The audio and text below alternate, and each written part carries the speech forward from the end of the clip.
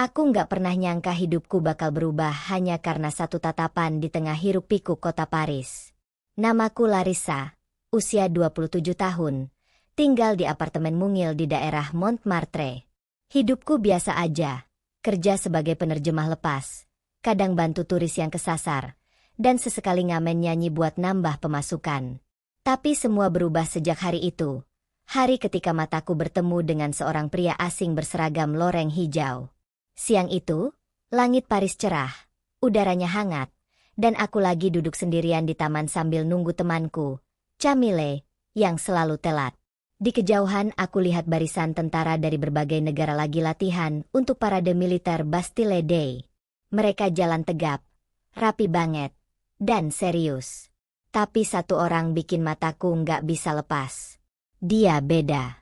Wajahnya tegas, matanya tajam tapi dalam, kulitnya sawo matang, dan ada sesuatu di ekspresinya yang bikin aku penasaran. Entah kenapa, ketika dia menoleh dan mata kami bertemu, waktu rasanya berhenti. Aku sempat kaget, karena dia balas menatapku cukup lama. Aku langsung gugup dan pura-pura lihat ke arah lain. Tapi setelah itu, aku nggak bisa berhenti mikirin dia. Beberapa hari kemudian, aku sengaja lewat taman yang sama, berharap bisa lihat dia lagi. Aneh sih, tapi hati kecilku bilang aku harus cari tahu siapa dia. Dan benar, dia ada di sana, lagi istirahat bareng rekan-rekannya. Kali ini aku nekat senyum, dan dia nunduk dikit, lalu balas senyum. Sejak itu, kami jadi sering ketemu secara nggak sengaja. Aku pura-pura jalan sore lewat situ, dia pura-pura istirahat lebih lama. Sampai akhirnya suatu sore, dia menghampiriku. Dengan aksen Indonesia yang kental dan bahasa Inggris terbata, dia bilang, "You always see me." Aku kaget, tapi senyum juga. "Maib, you have strong presence." Jawabku sambil geli sendiri karena kata-kata itu terdengar aneh. Kami lalu ngobrol seadanya. Tukeran nama. Namanya Damar. Dia dari Indonesia, anggota TNI yang dikirim untuk ikut parade gabungan di Prancis. Pembawaannya tenang, agak kaku, tapi punya aura yang hangat. Aku nggak ngerti kenapa, tapi setiap kali ngobrol sama dia, waktu terasa lebih lambat, dan dunia seakan cuma milik berdua. Seminggu setelah perkenalan itu, kami mulai rutin ketemu. Aku ajarin dia beberapa frasa Prancis. Dia ajarin aku bahasa Indonesia. Kami ketawa tiap kali salah ucap. Dia bilang aku lucu waktu nyoba ngomong, "Apa kabar?" Dan aku juga ketawa waktu dia bilang, "JTAIME," tapi nadanya kayak baca mantra. Kami mulai jalan bareng ke tempat-tempat kecil di Paris. Ngopi di sudut jalan, makan crepes sambil lihat sunset di Seine, sampai nonton street music bareng. Tapi meskipun kami dekat, ada tembok tak kasat mata di antara kami. Aku bisa ngerasa dia menahan sesuatu. Dia selalu hati-hati banget. Nggak pernah menggenggam tanganku, apalagi peluk.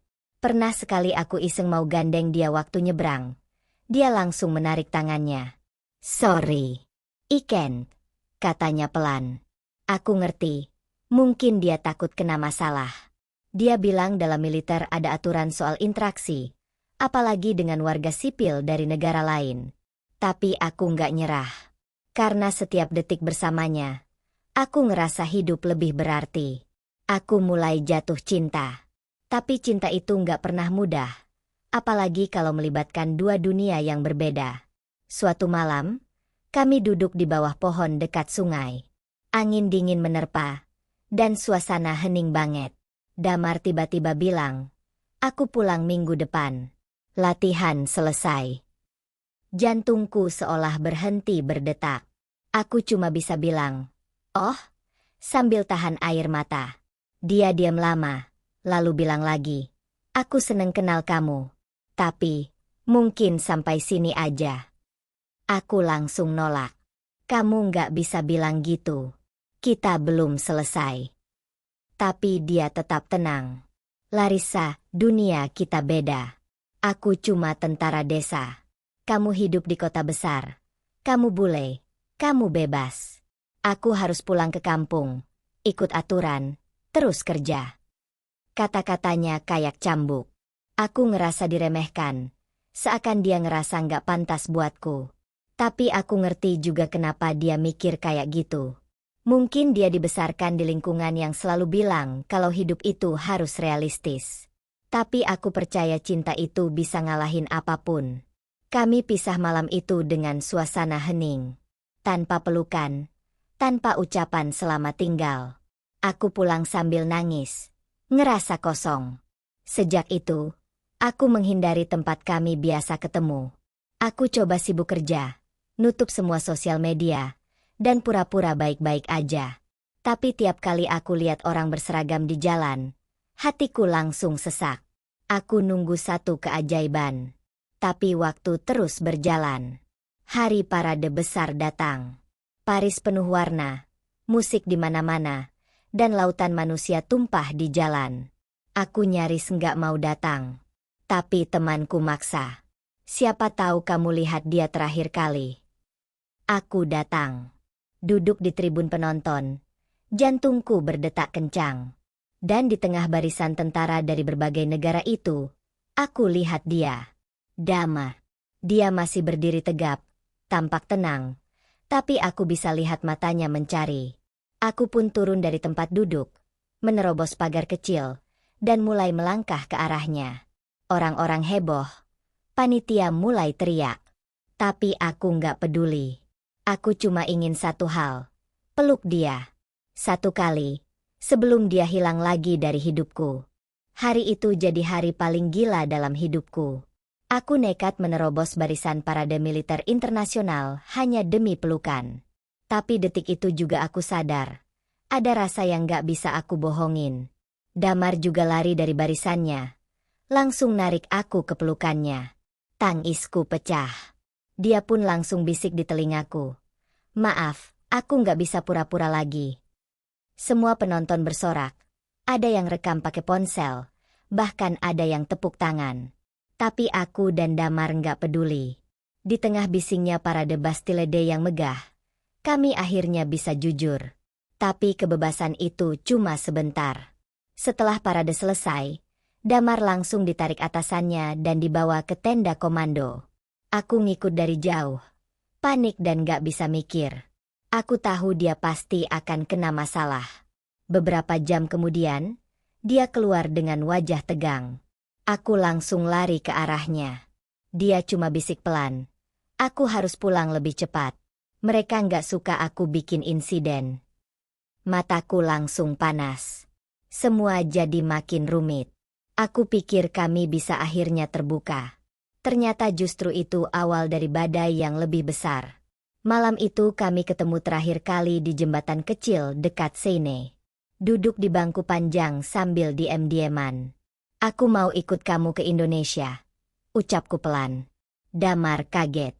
Apa? Larissa, jangan bercanda. Hidupku di sana bukan kayak di sini. Kamu nggak akan kuat. Kamu pikir aku selemah itu? Bukan. Tapi kamu anak kota. Kamu nggak tahu gimana kerasnya hidupku. Aku bukan siapa-siapa. Aku cuma anak petani. Rumah kami dari kayu. Sinyal susah. Air harus timba dari sumur. Aku gak mau kamu hidup menderita. Tapi aku gak peduli. Aku udah jatuh cinta sama orangnya. Bukan latar belakangnya. Aku tahu hidupnya gak mewah. Tapi siapa bilang aku butuh kemewahan? Aku cuma butuh kejujuran dan keberanian buat bertahan bareng. Tapi Damar tetap menolak. Dia bilang, cinta nggak cukup. Kadang cinta kalah sama kenyataan. Kami pun pisah lagi malam itu. Aku pulang dengan hati hancur. Dan benar, 2 hari kemudian dia ninggalin Prancis. Gak ada kabar. Gak ada pamit lagi. Seolah semuanya cuma mimpi. Beberapa minggu setelah itu aku coba terusin hidup. Tapi hidup rasanya hambar. Makanan favoritku nggak enak lagi. Lagu-lagu kesukaan jadi nyesek. Bahkan kerjaan terasa kosong. Aku sempat coba hubungi lewat email. Tapi nggak ada balasan. Aku sempat stalking akun sosial media TNI. Berharap nemu wajahnya di foto manapun. Tapi nggak ada. Sampai akhirnya suatu hari, Salah satu videoku nangis sambil nyanyi lagu Indonesia jadi viral. Banyak netizen Indonesia yang kasih komentar. "Kak, ini karena TNI itu ya? Mirip kisah bule yang peluk tentara Indonesia di Paris." Dari situ berita kami muncul lagi. Media Indonesia mulai ngangkat kisah cinta beda negara ini. Banyak yang romantis-romantisin, tapi banyak juga yang nyinyir. Cari sensasi, pasti settingan. TNI kita bisa-bisanya kena bule. Tapi aku cuma pengen satu hal, ketemu Damar lagi. Aku nekat beli tiket ke Indonesia, pakai sisa tabungan dan pinjam dari teman. Aku cuma tahu satu hal, dia tinggal di Jawa Tengah, di sebuah desa yang bahkan aku nggak bisa ucapin namanya. Tapi cinta bikin orang gila. Dan aku nekat ke sana. Sampai di Jakarta, aku naik bus ke kota kecil, lalu naik ojek ke desa tempat keluarganya tinggal. Aku jalan kaki dari jalan besar karena nggak ada angkutan. Panas, keringetan, dan bingung. Tapi semua terbayar saat aku lihat rumah kayu dengan halaman luas dan suara ayam berkokok. Seorang wanita tua keluar, tampak kaget lihat aku. "Maaf, ini rumahnya Damar." Wanita itu tampak bingung, tapi lalu mengangguk. Aku nyebutin namaku. Dia langsung nangis. "Kamu, Larissa." Aku kaget. Ternyata Damar pernah cerita soal aku. Ibunya lalu narik tanganku masuk, kasih air minum, dan peluk aku erat. Damar belum pulang. Dia sedang latihan di kota. Tapi dia sering nangis diam-diam kalau lihat fotomu. Aku nangis. Bayangan bahwa aku hanya hayalan buatnya langsung lenyap. Beberapa hari aku tinggal di rumah itu. Bantu masak, bantu nyapu halaman, dan ngobrol pakai bahasa seadanya. Dan saat Damar akhirnya pulang, dia berdiri diam di depan pintu, matanya merah. Aku berdiri dari kursi, dan kami langsung saling peluk. "Kamu beneran kesini?" "Iya, karena aku cinta kamu. Dan aku nggak peduli seberapa sulit hidupmu. Aku mau jalani bareng." Dia peluk aku makin erat. "Aku pikir kamu bakal nyerah." "Cinta yang asli nggak nyerah," jawabku. "Tapi kami tahu perjalanan ini belum selesai. Masih ada restu keluarga besar, aturan militer, dan stigma masyarakat. Tapi saat itu, yang penting kami ketemu lagi." Kami duduk malam itu di teras, liatin bintang. Dan kami mulai ngerancang masa depan. Damar bilang dia bakal coba minta mutasi ke kota agar kami bisa hidup lebih layak. Aku bilang aku siap kerja apapun buat bantu. Kami juga mulai pelan-pelan kasih tahu keluarga dan tetangga. Awalnya banyak yang heran, tapi karena aku terus bertahan di sana, mereka mulai terbiasa. Tapi tetap, setiap hari ada aja ujian baru. Aku pernah dimarahin ibu-ibu pasar karena dianggap ngambil anak bangsa. Aku pernah dikatain di jalan karena dianggap cari status. Tapi aku diam. Karena aku tahu cinta ini bukan buat pembuktian ke mereka. Ini soal aku dan Damar. Kami yang jalanin. Kami yang bertahan. Dan kami yang harus saling percaya. Walau susah, aku mulai terbiasa. Aku bisa masak nasi goreng. Bahkan kadang ikut nimba air. Dan aku mulai merasa rumahku bukan lagi di Prancis. Tapi di sini. Di samping dia. Di bawah langit Indonesia yang panas tapi penuh harapan. Semua ini belum selesai. Tapi setidaknya, kami nggak lagi sendirian. Waktu terus berjalan sejak aku tinggal di desa itu. Awalnya, semua serba canggung. Tetangga banyak yang bisik-bisik di belakang. Ada yang nyinyir. Ada yang hanya dia menatap heran. Bahkan anak-anak kecil pun suka berkerumun di pagar depan rumah. Penasaran melihat bule duduk di beranda sambil motong sayur. Tapi perlahan aku belajar untuk nggak peduli. Karena buatku, yang penting adalah kehadiran Damar di sampingku, yang selalu berusaha meyakinkanku bahwa semua ini layak diperjuangkan. Setiap pagi aku bangun lebih cepat dari biasanya. Bantu ibu Damar nyapu halaman, masak sarapan, dan kadang ikut ke sawah sekadar bantu membawa air minum untuk bapak dan tetangga yang bekerja. Walaupun bahasa kami masih terbatas, Tapi kasih sayang ternyata bisa nyambung lewat perhatian kecil, senyuman, dan sikap saling menghargai. Damar makin sering mengajakku ikut saat dia ke kota. Dia mulai terbuka membawa aku ke acara-acara resmi meskipun masih dengan rasa hati-hati. Kadang ada rekan militernya yang menyapa ramah, tapi ada juga yang hanya mengangguk datar. Kami sadar, hubungan ini belum tentu diterima dengan tangan terbuka oleh semua orang. Tapi kami juga tahu, kalau kami menyerah sekarang, semua perjuangan sejauh ini akan sia-sia. Kami mulai bicara soal masa depan. Aku bilang ke Damar, aku ingin tinggal di Indonesia. Aku ingin menikah, membangun keluarga kecil, dan bekerja dengan kemampuanku. Dia awalnya ragu karena status WNA aku, tapi kami bersama-sama ke kantor catatan sipil, minta informasi, urus dokumen, dan bahkan ikut konseling pranikah yang diwajibkan di daerahnya. Prosesnya panjang, tapi kami jalanin dengan senyum. Bahkan pernah suatu hari, saat kami diminta menghadiri pertemuan adat kampung untuk membicarakan restu pernikahan, aku sampai nangis karena mereka menanyai latar belakangku dengan sangat detail, bahkan sampai ke agama dan masa laluku. Tapi aku jelaskan semuanya dengan jujur. Aku bilang aku bukan wanita sempurna, tapi aku datang dengan hati yang tulus. Malam itu Damar menggenggam tanganku lebih erat dari biasanya, dan itu cukup buatku yakin aku nggak sendiri. Setelah melewati berbulan-bulan penuh perjuangan dan debat, akhirnya kami resmi menikah. Pernikahan kami sederhana. Hanya berlangsung di balai desa dengan tamu terbatas, namun penuh air mata kebahagiaan. Bahkan beberapa ibu-ibu yang dulunya sinis, sekarang malah sibuk bantu masak dan menghias pelaminan dari daun pisang dan janur. Aku pakai kebaya putih sederhana, Damar pakai seragam TNI lengkap, dan saat kami saling menatap di pelaminan, aku merasa seperti mimpi. Siapa sangka, dari pertemuan singkat di Paris, kami akhirnya sampai sejauh ini. Setelah menikah, kami pindah ke kota kecil dekat markas tempat Damar bertugas. Kami sewa rumah kecil, dan aku mulai membuka kelas bahasa Prancis privat untuk anak-anak dan mahasiswa. Responnya luar biasa. Banyak yang penasaran dan antusias. Hidup kami nggak mewah, tapi cukup.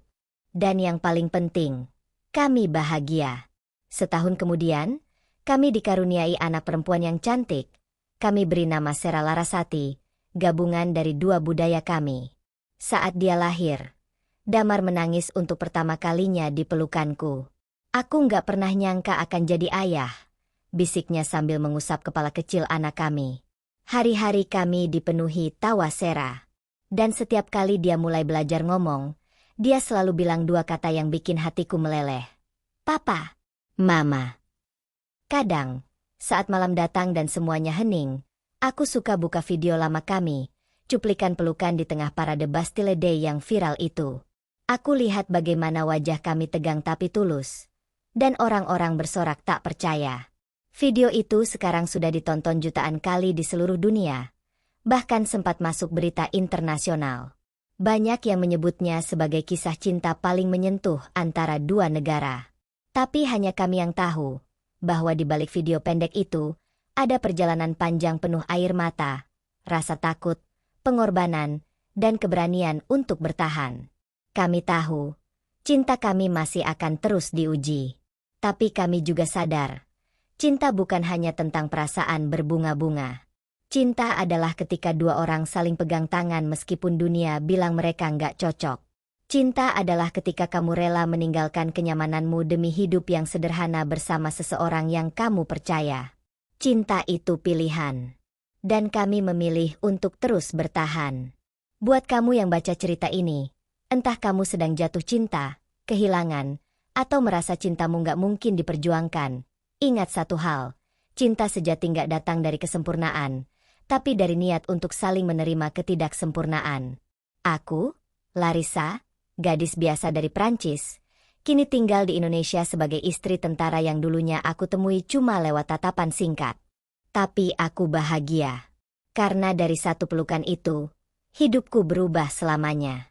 Dan sekarang, setiap tanggal 14 Juli, bukan cuma Prancis yang merayakan kemerdekaannya, tapi aku juga merayakan hariku bertemu cinta yang paling sejati.